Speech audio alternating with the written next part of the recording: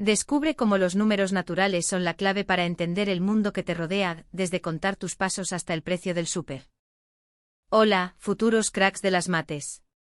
Hoy vamos a ver los números naturales. Son los que usamos para contar cosas enteras, 1, 2, 3. Y así hasta el infinito. Aunque no lo creas, los usas todo el tiempo en tu día a día. Vamos a descubrirlo. Imagina que cuentas cuántos amigos hay en tu grupo o cuántos lápices tienes en el estuche. Eso es usar números naturales. También los usas al contar los pasos que das desde casa al colegio o cuántas canciones tiene tu playlist favorita. Súper útil. Los números naturales no solo sirven para contar, también para ordenar. Por ejemplo, si tienes una lista de precios, puedes ordenarla de menor a mayor para saber qué producto es el más barato.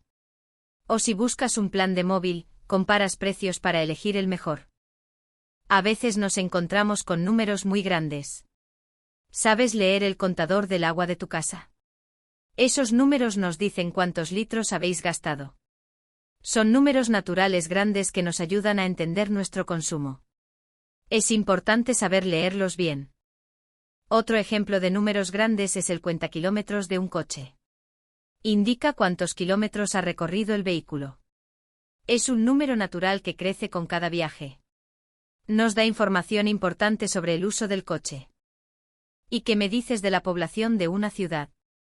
Madrid, por ejemplo, tiene millones de habitantes.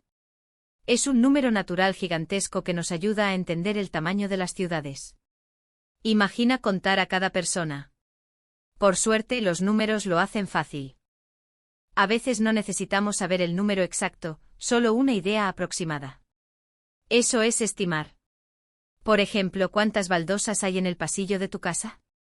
No las contamos una a una, sería un rollo. Solo estimamos para hacernos una idea rápida. El redondeo es otra forma de simplificar los números.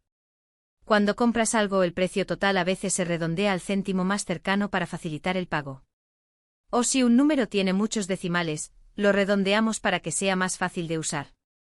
Es hora de practicar.